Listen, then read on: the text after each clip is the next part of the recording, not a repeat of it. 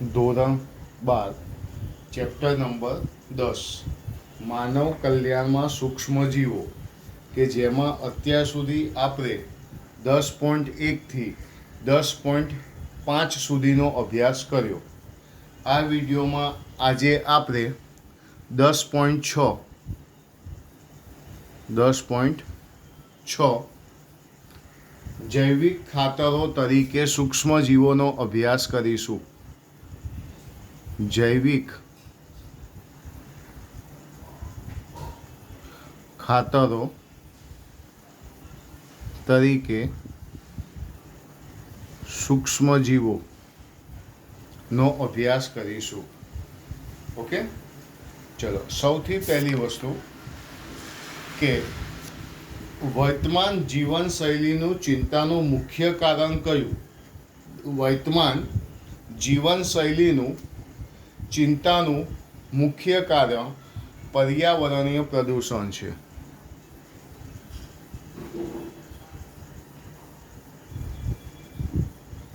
વર્તમાન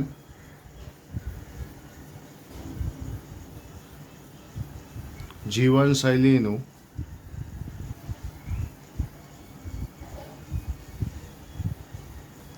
ચિંતાનું મુખ્ય કારણ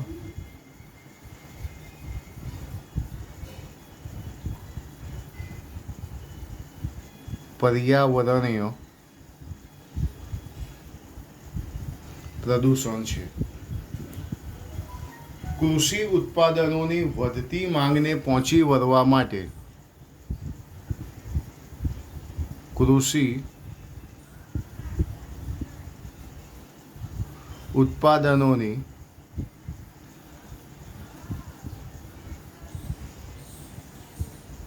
વધતી માંગને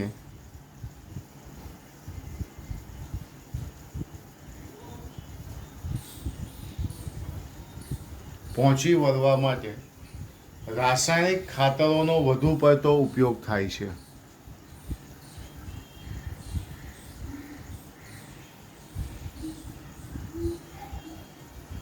રાસાયણિક ખાતરોનો વધુ પડતો ઉપયોગ થાય છે, પરંતુ તે પર્યાવરણીય સમસ્યાઓ સર્જે છે. પર્યાવરણીય સમસ્યાઓ સર્જે છે. પર્યાવરણીય સમસ્યાઓ સર્જે છે. પરિણામે હાલના સમયના લોકો કાર્બનિક ખેતી અને જૈવિક ખાતરોના ઉપયોગ તરફ વળ્યા છે.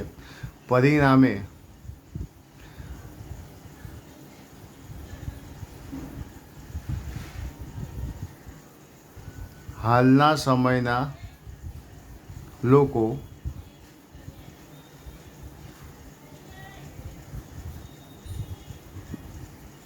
કાર્બનિક ખેતી અને જૈવિક ખાતરો તરફ વળ્યા છે.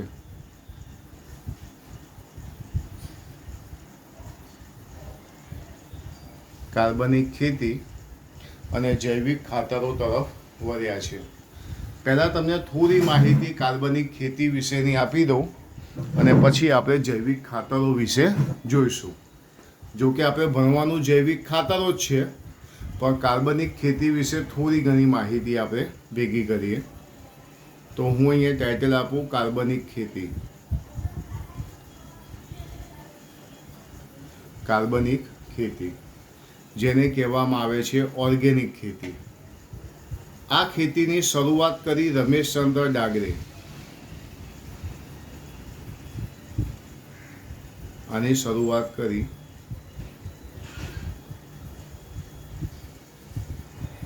રમેશચંદ્ર ડાગરે, જે કાર્બનિક ખેતીના પ્રણેતા જેને કહેવાય. આ પ્રકારની ખેતીમાં રાસાયણિક ખાતરોના બદલે, આ ખેતી એવી હતી કે જેમાં રાસાયણિક ખાતરોના બદલે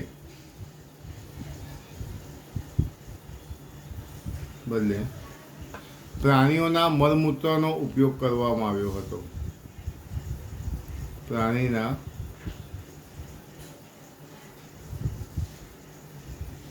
મળમૂત્રનો ઉપયોગ કરવામાં આવ્યો હતો. રાસાયણિક ખાતરને બદલે પ્રાણીઓના મળમૂત્રનો ઉપયોગ કરવામાં આવ્યો હતો. આજે રમેશચંદ્ર ડાગર જે છે હરિયાણાના સોનીપત ગામના એક ખેડૂત હતા. રમેશચંદ્ર ડાગર જે છે હરિયાણાની અંદર સોનીપત ગામ છે. આ રમેશચંદ્ર ડાગરની વાત કરું.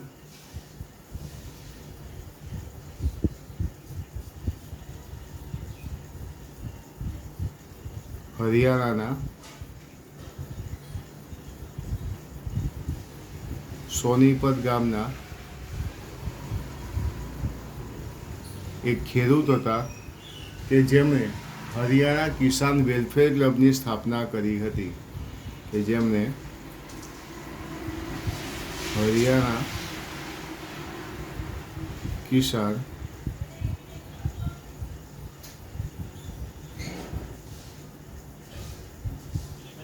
વેલફેર ક્લબની સ્થાપના કરી હતી કે જેની અંદર 5,000 ખેડૂતો તેના સભ્યો હતા. કે જેમાં 5,000 ખેડૂતો તેના શું હતા? સભ્યો હતા.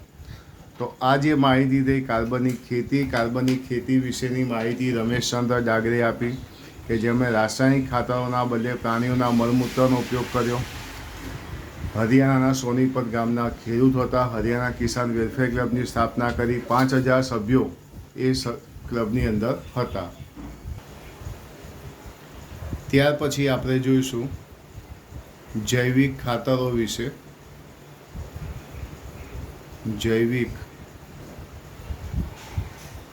ખાતરો.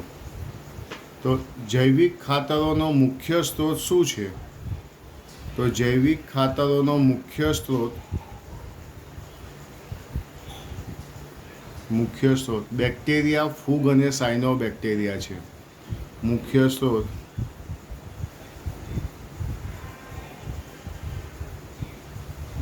બેક્ટેરિયા, ફૂગ અને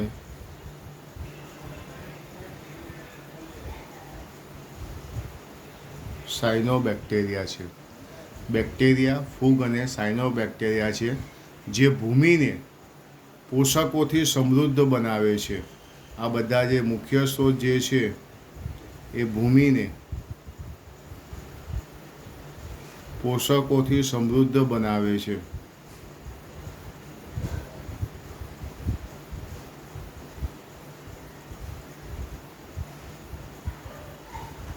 તો એમાં સૌથી પહેલાં આપણે જોઈશું બેક્ટેરિયા વિશે.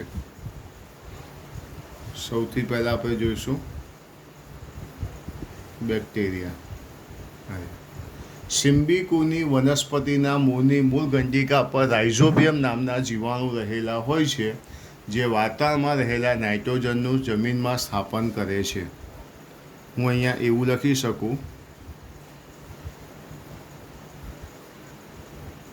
સિમ્બિકુની વનસ્પતિના મૂળની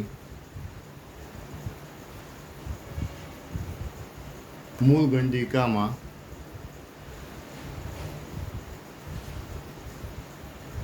રાઇઝોબિયમ નામના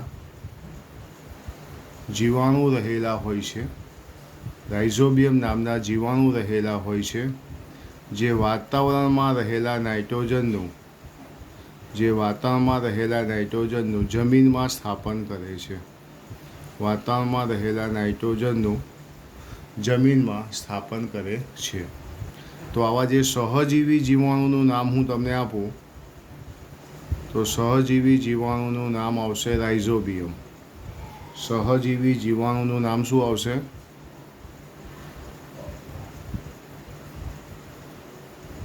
રાઇઝોબિયમ.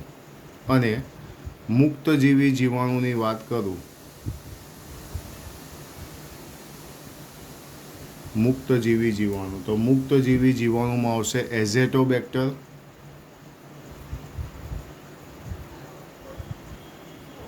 એઝેટોબેક્ટર, અને એઝોસ્પાઇરિલમ.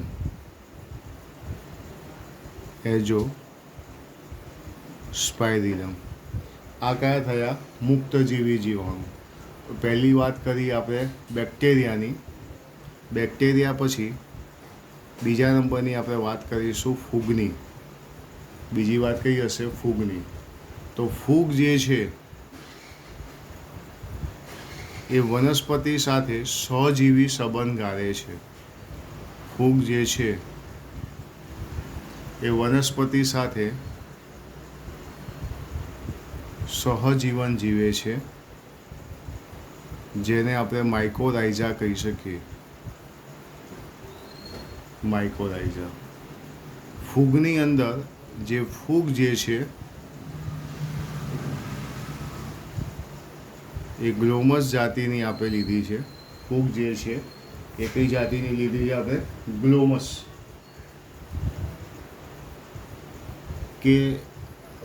ગ્લોમસ છે પ્રજાતિની. ગ્લોમસ પ્રજાતિની ફૂગ છે. એ વનસ્પતિને ફોસ્ફરસ પૂરો પાડે છે. એ વનસ્પતિને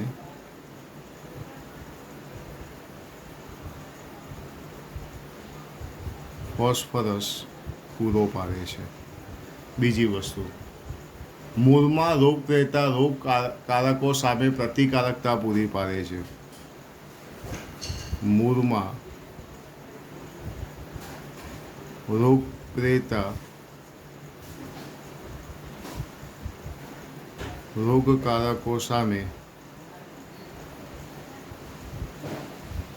પ્રતિકારકતા પૂરી પાડે છે.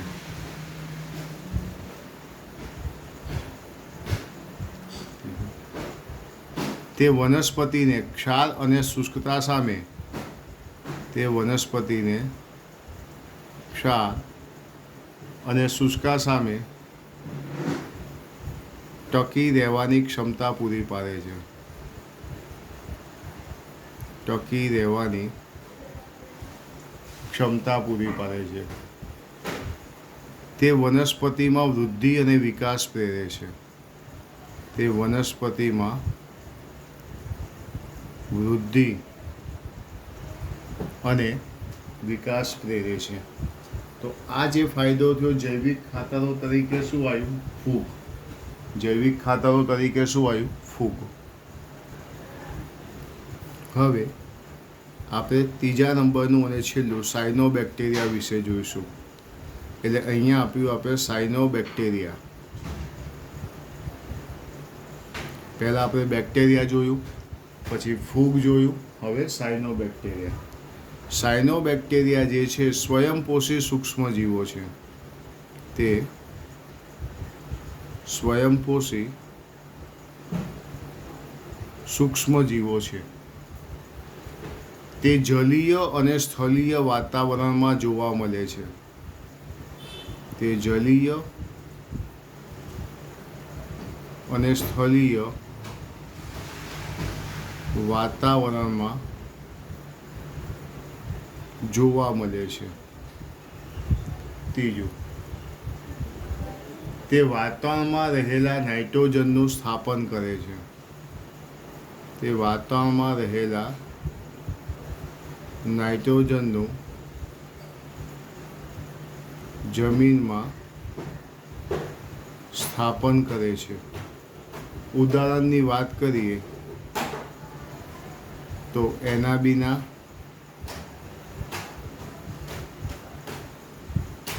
નોસ્ટોક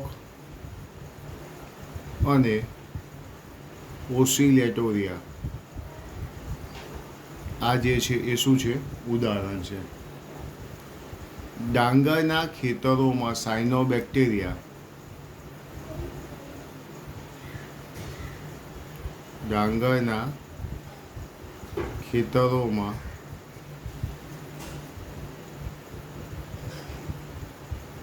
સાયનોબેક્ટેરિયા જૈવિક ખાતર તરીકે ઉપયોગી છે.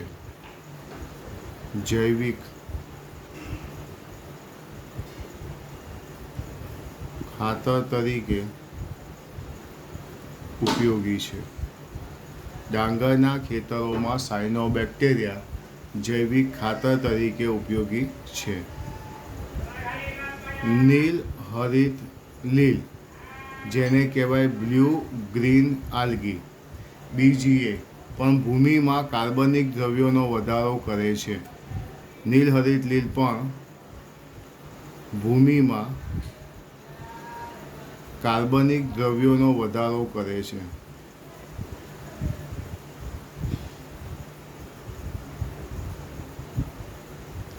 નીલહરિત લીલ ભૂમિમાં કાર્બનિક દ્રવ્યોનો વધારો કરે છે અને જમીનની ફળદ્રુપતા વધારે છે. જમીનની ફળદ્રુપતા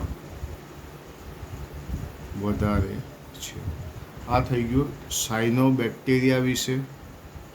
10.1 થી 10.6 10.1 થી 10.6 સુધીનો ટોટલ ચેપ્ટર નંબર 10 માનવ કલ્યાણમાં સૂક્ષ્મજીવો પણ અહીં આપણું પૂરું થાય છે. એટલે આ ખાસ બધાએ જોવાનું. બધા વિડીયોને ફરીથી એકવાર જોઈ લેજો. આખા ચેપ્ટરની PDF તમને મોકલી દઈશ, એટલે એ પ્રમાણે પણ તમે જોઈ લેજો. અને દરેકે દરેક વિડીયો એકવાર રિફર કરી ટેક્સ્ટ બુકમાંથી વાંચજો. NCERTની બુકમાં સિવાય બહારનું કશું જ નથી આવતું. આ ચેપ્ટરની અંદર જ્યાં જ્યાં ઉદાહરણો આવ્યા છે એ બધા ઉદાહરણો ખાસ લખી લેજો, જેથી તમારે નીટની પરીક્ષામાં ગુસ્સેટમાં કોઈ જગ્યાએ ક્યાંય તકલીફ પડે નહીં.